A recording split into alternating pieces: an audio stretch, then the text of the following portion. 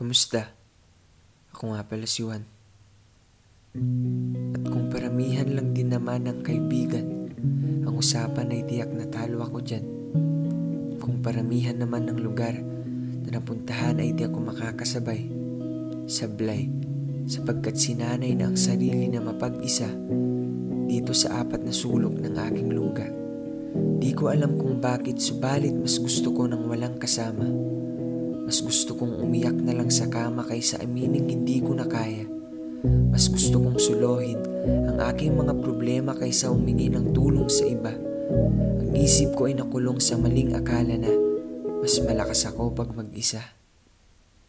Hanggang sa sinubukan kong lumabas sa aking lungga at doon ko naalala na nandyan pala siya.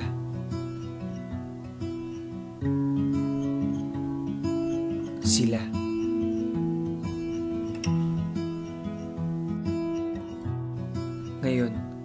Ngayon alam ko na kung bakit ang kalawakan ay nilikha.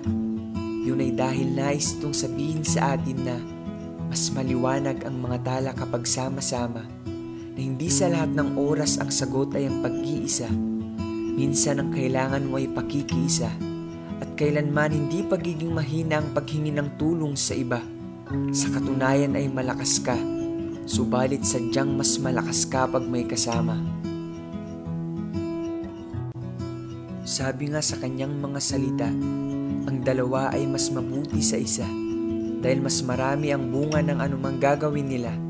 Kaya wag mo sanang ibaon ang sarili sa pagkakakulong, lumabas ka't tuklasin ang kapangyarihan na dulot ng pagtutulong-tulong. Ako. Ako. Ako. Ako. Ako. Ako. Ako. Tayo. Si Juan. Oo, marami man tayong mga kahinaan, ngunit may lakas kapag nagsama-sama kasama si Kristo. Kaya pairalin sana ang pag-ibig at pag-unawa, iwaksi ang galit sa isa't isa, burahin ang takot at pagdududa. At tayo ngayon ay magkaisa para sa iisang layunin, para sa iisang hangarin, at para sa iisang adhikain.